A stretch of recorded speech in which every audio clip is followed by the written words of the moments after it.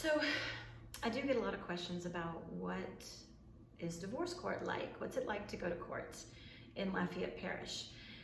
Typically, when a new case is filed, and that may be a petition for divorce, it may be a petition to establish custody or a petition to modify custody.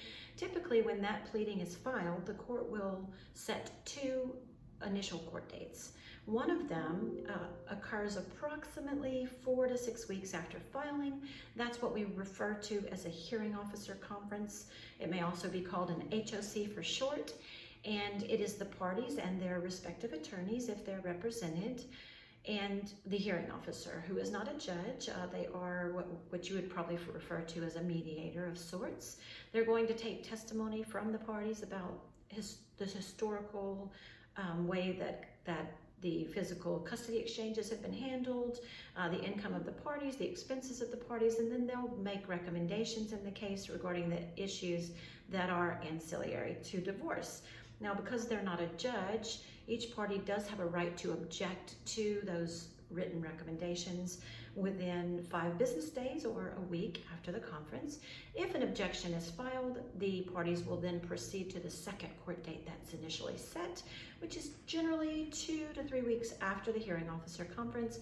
And at that hearing date, which is a rule docket, the parties will be allowed to voice what their objections may be to the hearing officer's recommendations, whether they have additional evidence that may support a modification of those recommendations, or if they just want to throw the whole thing out and start over with the judge.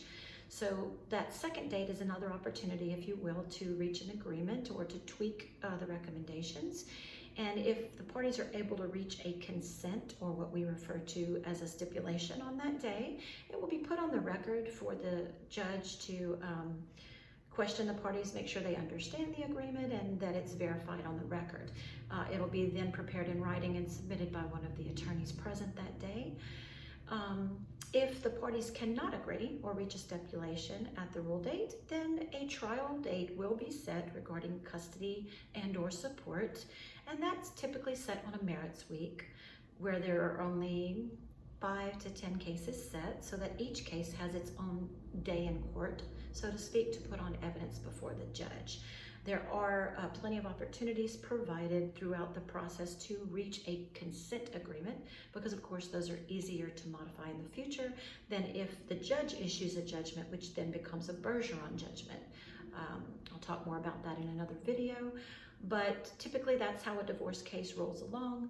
You don't have to go to court. Court is for dispute resolution, so if issues are resolved short of a hearing, then there won't be a hearing necessary. But the first hearing is informal in an office, and the second hearing would be the more formal hearing in an actual courtroom. But your attorney, whoever you choose, will walk you through that process. Our judges here are very well versed in applying family law fairly and judiciously, looking out for the best interest of the children. And it's not as intimidating as it may first seem. I'd be happy to walk you through the process if you'd like to contact Schneer's Law Firm. Our phone number is 534-4326. Thank you.